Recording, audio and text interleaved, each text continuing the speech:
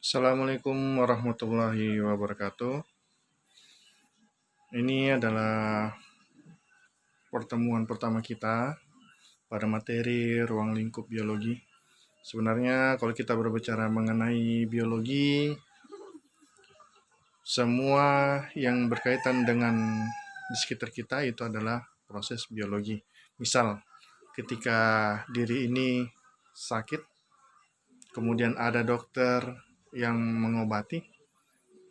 Nah, itu sebenarnya yang dilihat adalah organ tubuh kita, sistem yang berada dalam tubuh kita, sel-sel yang berada dalam tubuh kita, itu semua proses biologi.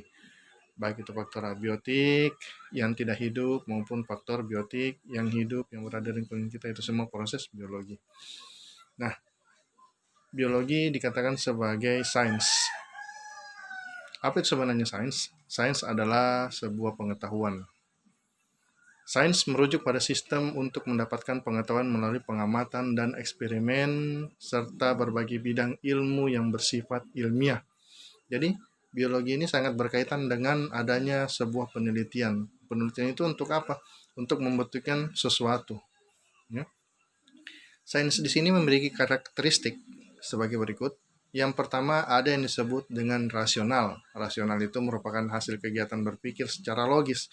Yang bagaimana itu logis? Logis ini yang mampu diterima oleh akal. Kemudian yang kedua, ada yang bersifat sebagai objektif. Yang bagaimana itu objektif? Kebenarannya harus ada didasarkan oleh data-data yang ada. Ini biasa dari hasil pengamatan. Kemudian empiris. Dapat dibuktikan melalui pengamatan, penelitian, dan eksperimen, hampir mirip dengan objektif. Kemudian akumulatif. Nah, ini akumulatif dari data yang lama kemudian diperbarui lagi atau diperbaiki. Ya, itu namanya akumulatif. Ya, sehingga kita biasa akumulatif itu berhubungan dengan data-data yang ada. Ya.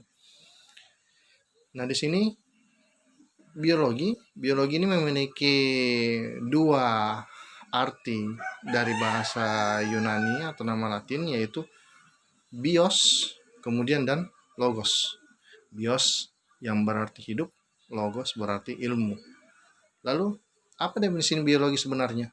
Biologi merupakan ilmu yang mempelajari tentang suatu makhluk hidup dengan lingkungannya. Jadi semua yang berada dalam lingkungan yang berhubungan dengan makhluk hidup, baik itu manusia, hewan, tumbuhan, semua itu adalah proses biologi.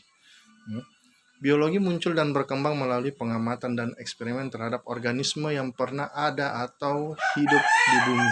Ya, semua yang ada di bumi berarti ini adalah proses biologi. Nah, kalau kita berbicara tentang biologi ini merupakan banyak ilmu yang merujuk pada biologi. Diantaranya adalah anatomi. Anatomi ini adalah ilmu yang pelajari struktur bagian tubuh makhluk hidup. Berarti bagian tubuh makhluk hidup. Kalau misalkan ini adalah kulit, di dalamnya adalah anatomi, ya. Kulit bagian luar, di dalamnya kulit, itu disebut dengan anatomi. Kalau bagian luar mungkin ada bagian dada, di dalamnya ada jantung, hati, ginjal, itu adalah anatomi, ya. Kemudian ada yang disebut juga sebagai bakteriologi.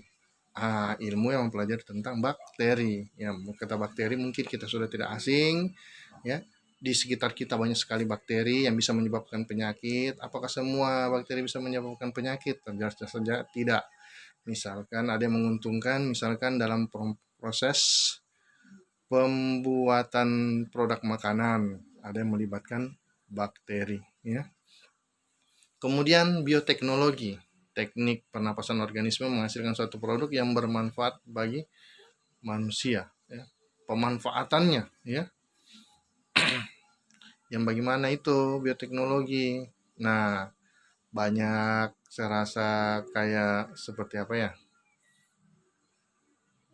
Ya, jagung yang bertongkol satu kemudian bisa bertongkol dua, itu karena perkembangan ilmu bioteknologi. Kemudian ada yang disebut dengan evolusi, asal-usul suatu kehidupan dalam jangka yang lama. Ini semua adalah proses biologi. Nah, saya kira cukup sekian. Assalamualaikum warahmatullahi wabarakatuh.